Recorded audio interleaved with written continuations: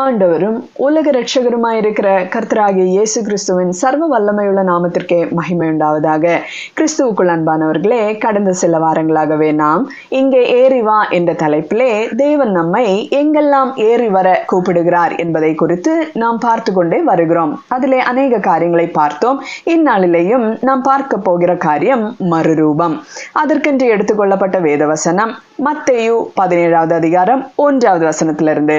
6 நாளைக்கு பின்பு இயேசு பேதுருவையும் யாக்கோபையும் அவனுடைய சகோதரனாகிய யோவானையும் கூட்டிக் கொண்டு தனித்திருக்கும்படி உயர்ந்த மலையின் மேல் போய் அவர்களுக்கு முன்பாக மறுரூபமானார். அவர் முகம் சூரியனை போல பிரகாசித்தது, அவர் வஸ்திரம் வெளிச்சத்தை போல வெண்மையாயிற்று. இதே காரியத்தை நாம் லூக்காவிலையும் மார்க்கிலையும் பார்க்கும் பொழுது, லூக்காவிலே பார்க்கும் பொழுது ஜெபம் பண்ணுகிறதற்கு ஒரு மலையின் மேல் ஏறினார் என்பதை அந்த இடத்துல குறிக்கப்படுகிறது. மார்க்கிலே பார்க்கும் பொழுது கிட்டத்தட்ட மத்தேயுல சொல்லியிருக்கிறது போலவே பேதுருவையும் யாக்கோபையும் யோவானையும் அழைத்து உயர்ந்த மலையின் மேல் அவர்களை தனியே கூட்டிக் கொண்டு போய் அவர்களுக்கு முன்பாக மறுரூபமானார். அவருடைய வஸ்திரம் உறைந்த மழையை போல் பூமியிலே எந்த வண்ணானாலும் வெளுக்கக்கூடாத வெண்மையாய் பிரகாசித்தது. கர்த்தராகிய இயேசு கிறிஸ்து இந்த காட்சியை சீஷர்களுக்கு ஏன் காண்பித்தார்? எதற்காக காண்பித்தார்? அவர்களை அழைத்த போது அவர்களும் கர்த்தருக்கு கீழ்ப்படிந்து மேலே போனதுனால இந்த காட்சியை அவர்களும் காண்கிறார்கள். ஆம் அன்பானவர்களே, கர்த்தராகிய இயேசு கிறிஸ்து நம்மை அழைக்கும் போது மறுதலிக்காமல் பிற்பாடு போகலாம் என்று தாமதம் பண்ணாமல் கீழ்ப்படிந்து அவரை விசுவாசித்து அவரோடு கூட நடந்த சீஷர்களைப் போல நாமும் இந்த படியிலே ஏறி போவோமே ஆகில் கர்த்தராகிய இயேசு கிறிஸ்து நாம் இந்நாள் வரைக்கும் கண்டிராத அநேக காட்சிகளை நமக்கு காண்பிக்க சித்தமுள்ளவராயிருக்கிறார். ஏனென்றால் தேவனை அறியும் அறிவு நாம் அடைய வேண்டும் என்பது அவருக்கு சித்தமுள்ள காரியமாய் இருக்கிறது. 2 கொரிந்தியர் 2வது அதிகாரம் 14வது வசனத்திலே நாம் வாசிக்கும் பொழுது, கிறிஸ்துவுக்குள் எப்பொழுதும் எங்களை வெற்றி சிறக்க பண்ணி, அதாவது சீஷர்கள் சொல்லுகிற காரியம், எல்லா இடங்களிலேயும் எங்களை கொண்டு அவரை அறிகிற அறிவின் வாசனையை வெளிப்படுத்துகிற தேவனுக்கு ஸ்தோத்திரம் என்று பவுல் சொல்லுகிறார். பாருங்கள், எல்லா இடங்களிலேயும் அவரை அறிகிற அறிவின் வாசனை வெளிப்படுத்த வேண்டும் என்று கர்த்தர் சித்தம் கொண்ட தேவனாயிருக்கிறார். அப்படி இருக்கும் பொழுது இந்த மறுரூப மலையிலையும் கர்த்தர் தம்மை மறுரூபமாக சீஷர்களுக்கு காண்பிக்கிறார். எதற்காக காண்பித்தார்? ஏனென்றால் இனி நடக்க போகிற சம்பவம் மிகவும் கஷ்டமானது. சீஷர்களுக்கு மிகுந்த நடுக்கமும் திடனற்று போகக்கூடிய காரியங்களும் கூடுமானால் மறுதலிக்கத்தக்கதான காரியங்களும் நடக்க போகிறதா இருக்கிறது. அப்படி இருக்கும் பொழுது கர்த்தர் இப்படிப்பட்ட ஒரு காட்சியை அவர்களுக்கு முன்னதாக காண்பிக்கிறார். தன்னை மறுரூபமாக காண்பிக்கிறார். இதை கண்டவர்கள் அதிசயப்பட்டு நின்று கொண்டிருக்கிறார்கள், பயந்து நிற்கிறார்கள். சீஷர்கள் அவர் அனுபவிக்க போகிற அந்த சிலுவை மரணத்தை ஏற்றுக்கொள்ளாத ஒரு நிலைமையில தான் இருக்கிறார்கள். ஏனென்றால் பேதுரு என்ன சொல்லுகிறார்? கர்த்தராகிய இயேசு கிறிஸ்து அனுபவிக்க போக வேண்டிய அந்த சிலுவை மரணத்தை குறித்து சொல்லுகிற இடத்திலே உமக்கு இப்படி நடக்க கூடாது என்று சொல்லி கர்த்தரை கடிந்து கொள்ளுகிறதை நாம் பார்க்கிறோம். கர்த்தரும் அந்த இடத்துல அப்பாலே போ சாத்தானே என்று சொல்லுகிறதை நாம் பார்க்கிறோம் இல்லையா? இப்படிப்பட்ட ஒரு காரியம் நடக்கும் பொழுது அந்த சீஷர்களுக்கு எப்படி இருந்திருக்கும் என்று யோசித்து பாருங்கள். அதாவது இந்நாள் வரையிலும் கர்த்தரோடு கூட அவரையே பின்பற்றி அவர் செல்லுகிற எல்லா இடத்திலையும் சென்று அவர் சொல்லுகிற ஒவ்வொரு வார்த்தைகளும் கேட்டு அதன்படி நடக்க வேண்டும் என்று நினைத்து குடும்பங்களையும் வீடுகளையும் விட்டுவிட்டு அவர் பின்னதாகவே சென்று கொண்டிருந்த ஒரு கூட்டம் தான் அவருடைய சீஷர்கள். இப்படி இருக்கும் பொழுது திடீரென்று அவர்களை விட்டு இவர் போகும் பொழுது எப்படி இருக்கும் என்று நினைத்து பாருங்கள். இந்த காட்சியை அவர்கள் காணாமல் இருந்தால் அந்த தைரியம் அவர்களுக்கு இருந்திருக்காது. ஆதலால் அந்த சீஷர்கள் எந்த விதத்திலையும் சரி விசுவாசத்திலே வேரூன்றத்தக்கதாக அந்த பாடுகள் அனுபவிக்கும் முன்னே தன்னுடைய மகிமையை அவர் காண்பிக்கிறார். அதாவது குமாரனுக்கு ஏற்ற அந்த மகிமையை அந்த இடத்திலே அவர் காண்பிக்கிறார். அதாவது கண்ணார கண்டும் நீங்கள் விசுவாசியுங்கள் என்பதே. கண்டு விசுவாசிக்கும் பொழுது அவ்வளவு சீக்கிரமாக மறுதலித்து போக முடியாது. இந்த சீஷர்கள் யூதர்களாக இருந்தபடினாலே அவர்களுக்கு பழைய ஏற்பாடிலே தேவன் அந்தந்த இடங்களிலே வெளிச்சமாக அல்லது தீயாக அநேக இடங்களிலே இறங்கினதை அவர்களுக்கு தெரியும். மேகத்துக்குள்ளே வெளிச்சமாக காண்பித்தது அவர்களுக்கு தெரியும். ஷெக்கீனா மகிமையை குறித்து அவர்களுக்கு தெரியும். அப்படி இருக்கும் பொழுது இந்த இடத்திலையும் கர்த்தர் அந்த வெளிச்சமாக தோற்றத்தை கொடுக்கிறார். 2 பேதுரு 1வது அதிகாரம் 16வது வசனத்திலிருந்து நாம் வாசிக்கும் பொழுது அங்கே பேதுரு கண்ணார கண்டதுனாலே என்ன சொல்லுகிறார் என்று பாருங்கள். நாங்கள் தந்திரமான கதைகளை பின்பற்றினவர்களாக அல்ல, அவருடைய மகத்துவத்தை கண்ணார கண்டவர்களாகவே நம்முடைய கர்த்தராகிய இயேசு கிறிஸ்துவின் வல்லமையையும் வருகையையும் உங்களுக்கு அறிவித்தோம். பாருங்கள், மிகுந்த வல்லமையோட மிகுந்த பலனோட இவர்கள் இந்த சுவிசேஷத்தை ஜனங்களுக்கு அறிவிக்கிறார்கள்.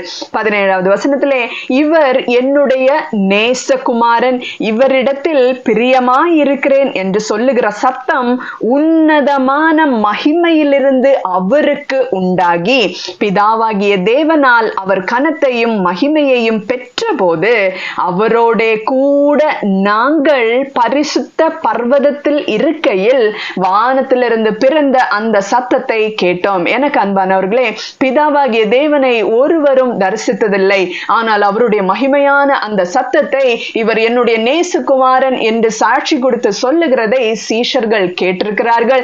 சீஷர்கள் அந்த இடத்துல அவருடைய மகிமை, அதாவது கர்த்தராகிய இயேசு கிறிஸ்துவனுடைய மகிமையை அந்த இடத்திலே காண்கிறவர்களாய் இருக்கிறார்கள். ஆதலால் தான் மிகவும் உறுதியாக மிகவும் பலத்தோட கர்த்தருடைய வார்த்தைகளை எல்லாருக்கும் உண்மையாக, இது தந்திரமல்ல, இது கட்டுக்கதை அல்ல என்று சொல்லி உண்மையான இந்த காரியத்தை, இந்த சத்தியத்தை எல்லாருக்கும் வெளிப்படுத்தி சந்தோஷமாக சொல்லுகிறார்கள். யோவான் 1வது அதிகாரம் 14வது வசனத்துல யோவான் எப்படி சாட்சி கொடுக்கிறார்? அந்த வார்த்தை மாம்சமாகி கிருபையினாலும் சத்தியத்தினாலும் நிறைந்தவராய் நமக்குள்ளே வாசம் பண்ணினார், அவருடைய மகிமையை கண்டோம் என்று சீஷனாகிய யோவான் இந்த இடத்துல சாட்சி கொடுக்கிறவராய் இருக்கிறார். எனக்கு அன்பானவர்களே, இப்படி தேவன் கொடுத்த இந்த காட்சியினாலே அவர்கள் மிகவும் தைரியம் உள்ளவர்களாக இருந்தார்கள். மறுரூபமான நம் கர்த்தர் நாம் எந்த விதத்துல மறுரூபப்பட வேண்டும் என்று விரும்புகிறார் என்று நாம் பார்க்கும் பொழுது ரோமர் 12வது அதிகாரம் 2வது வசனம், நீங்கள் இந்த பிரபஞ்சத்திற்கு ஒத்த வேஷம் தரியாமல் தேவனுடைய நன்மையும் பிரியமும் பரிபூரணமான சித்தம் இன்னதென்று பகுத்தறியத்தக்கதாக உங்கள் மனம் புதிதாகுகிறதுனாலே மறுரூபமாகுங்கள். அதாவது நம்முடைய மனதிற்கு ஒரு பிரச்சனை இருக்கிறது. இந்நாள் வரைக்கும் வாழ்ந்து வந்த விதம் தேவனுக்கு பிரியமில்லாத வாழ்க்கையாய் இருந்திருக்கிறது. அது பரிபூர்ணமான தேவனுடைய சித்தம் இன்னதென்று பகுத்தறியத்தக்கதாக ஒரு பலனும் இல்லாததாக தான் இருந்திருக்கிறது. அப்படி என்றால் நாம் என்ன செய்ய வேண்டும்? இந்த பிரபஞ்சத்திற்கு ஒத்த வேஷத்தை நாம் தரிக்க கூடாது. உலகத்தரமான வாழ்க்கைக்கு நேராக, உலகத்தரமான கேடுபாடான காரியங்களுக்கு நேராக நாம் போகக்கூடாது. நம்முடைய பழைய மனுஷனை களைந்து போட வேண்டியது அவசியமாயிருக்கிறது. அதாவது ஆவிக்குரிய வாழ்க்கை தான் தேவனுடைய ராஜ்யம். பழைய செயலை எல்லாவற்றையும் நாம் விட்டுவிட வேண்டும். புறம்பான மனுஷனை நாம் அழித்து உள்ளான மனுஷன் இந்த சுவிசேஷத்தின் ஒளியினாலே பலப்பட வேண்டும். சுவிசேஷமாக கர்த்தர் நமக்கு சொல்லி தந்திருக்கிற காரியம், அதே போல பவுல் தன்னுடைய சுவிசேஷம் என்று சொல்லியிருக்கிற அந்த கிருபையின் சுவிசேஷத்தின் அடிப்படை வசனங்கள் எல்லாமே நாம் அறிந்தவர்களாக தான் இருக்க வேண்டும். வெட்கமான எல்லா அந்தரங்க காரியங்களையும் நாம் வெறுக்க வேண்டும் என்பதுதான் கொலோசேயர் 3வது அதிகாரம் 5வது வசனத்திலே நாம் பார்க்கும் பொழுது, ஆகையால் விபச்சாரம், அசுத்தம், மோகம், துர் இச்சை, விக்கிரக ஆராதனையான பொருளாசை ஆகிய இவைகளை பூமியில் உண்டு பண்ணுகிற உங்கள் அவயவங்களை அழித்து போடுங்கள் என்று, அதாவது மாம்சீகமான எல்லா வேண்டாத கிரியைகளையும் நாம் கர்த்தராகிய இயேசு கிறிஸ்துவினுடைய வல்லமையுள்ள வார்த்தைகளினாலே, சீஷர்கள் நமக்கு கற்றுக் கொடுத்திருக்கிற அனைத்து காரியங்களினாலேயும் நாம் அழித்து போட வேண்டியது அவசியமாய் இருக்கிறது. எனக்கு அன்பானவர்களே, எல்லாவற்றையும் நாம் விட்டு விலக வேண்டும். கொலோசேயர் 3வது அதிகாரம் 7வது வசனத்திலிருந்து நாம் வாசிக்கும் பொழுது, நீங்கள் முற்காலத்தில் அவர்களுக்குள்ளே சஞ்சரித்த போது அவைகளை செய்து கொண்டு வந்தீர்கள். இப்பொழுதோ கோபமும் மூர்க்கமும் பொறாமையும் உங்கள் வாயில் பிறக்கலாகாத தூஷணமும் வம்பு வார்த்தைகளுமாகிய இவைகளெல்லாம் விட்டுவிடுங்கள். ஒருவருக்கொருவர் பொய் சொல்லாதிருங்கள். பழைய மனுஷனையும் அவன் செய்கைகளையும் களைந்து போட்டு தன்னை சிருஷ்டித்தவருடைய சாயலுக்கு ஒப்பாய் பூரண அறிவடையும் புதிதாக்கப்பட்ட புதிய மனுஷனை தரித்து கொண்டிருக்கிறீர்களே என்று வேதம் நமக்கு சொல்லி தருகிறது. எனக்கு அன்பானவர்களே, இந்த புதிய மனுஷனை நாம் தரித்து கொள்ள வேண்டும். இந்த புதிய மனுஷன் எப்படி இருப்பான் என்று பாருங்கள். பழைய வாழ்க்கை நமக்கு தெரியும். என்னெல்லாம் குணாதிசயங்கள் நம்மளிடத்துல தேவனுக்கு பிடிக்காதது போல எத்தனை காரியங்கள் இருக்கிறது என்று நமக்கு நன்றாக தெரியும். நம்மை நாமே ஆராய்ந்து பார்த்தோமே ஆகில் நமக்கு இந்த காரியங்கள் எல்லாம் விளங்குகிறதாய் தான் இருக்கிறது. ஆனால் புதிய மனிதன் எப்படி இருப்பான்? ஆவியானவராலே எல்லாவற்றையும் கற்றுக்கொள்ளுகிறவனாய் இருப்பான். வேதத்தின் ஆழங்களுக்கு அவர் நம்மை எடுத்து செல்லுகிறவராய் இருப்பார். அதாவது தேவனுக்கு அடுத்தவைகளை சிந்தித்து ஆவியானவராலே நடத்தப்பட்டு, அதாவது ஜெபம் பண்ண வைப்பார், துதிக்க தூண்டுவார், பழைய மனிதனின் எல்லா செயல்களையும் சாகடித்து தீய செயல்களை நம்மை விட்டு அகற்றி சாவுக்கேதுவான நம்முடைய இந்த சரீரத்தை தேவ வார்த்தையால் நம்மை எப்பொழுதும் உணர வைத்து உயிர் பெற செய்வார். ஆம் அன்பானவர்களே, பிந்தின ஆதாமாகிய கர்த்தராகிய இயேசு கிறிஸ்துவுக்குள் இருப்பதெல்லாம் ஜீவன் தான். அந்த ஜீவன் நாம் பெற்றுக்கொள்ளத்தக்கதாக இந்த மறுரூப வாழ்க்கைக்கு நேராக அந்த மனம் முழுவதுமாய் புதிதாகுகிறது. இப்பொழுது எப்பொழுதும் நமக்கு என்ன சிந்தை இருக்கிறது? தேவனை குறித்த சிந்தையே இருக்கிறது. அவருக்கு எது பிரியமாய் இருக்கிறது என்பதை நம்மை சிந்திக்க தூண்டுகிறதா இருக்கிறது. இந்த செயலெல்லாம் செய்வது யார் தெரியுமா? பரிசுத்த ஆவியானவர் தான் இந்த செயலை நமக்குள்ளே செய்கிறவராய் இருக்கிறார். எல்லாவற்றுக்கும் மேலாக தேவனை அறிகிற அறிவுக்கு நேராக ஆவியானவர் நம்மை ஆழமாய் நடத்தி செல்வார். அவருடைய ஆழங்களை ஆராய்ந்து அவரை அறியும் அறிவை நமக்கு தந்து மனதை புதிதாக்கி அவருடைய இரண்டாம் வருகைக்காக முக்கியமாக நம்மை ஏங்க செய்வார். பாவம், நீதி, நியாய தீர்ப்பு இவைகள் எல்லாவற்றையும் குறித்து நமக்கு கண்டித்து உணர்த்தி நம்மை மறுரூபப்படுத்துவார். ஆம் அன்பானவர்களே, இது ஒரு முக்கியமான வாழ்க்கை தெரியுமா? இது ஒரு புது பிறப்பின் அனுபவம் தெரியுமா? எப்பொழுதும் நாம் தேவனை குறித்தே சிந்தித்து, அப்பா நான் உமக்கு எவ்விதமாய் பிரியமாய் இருக்க வேண்டும் என்றுள்ள வாழ்க்கைக்கு நேராக நம்முடைய மனதை தேவன் புதிதாக்குவார். இந்த செயல் அவருடையதுதான். 2 கொரிந்தியர் 4:16 ஆனபடியினாலே நாங்கள் சோர்ந்து போகிறதில்லை.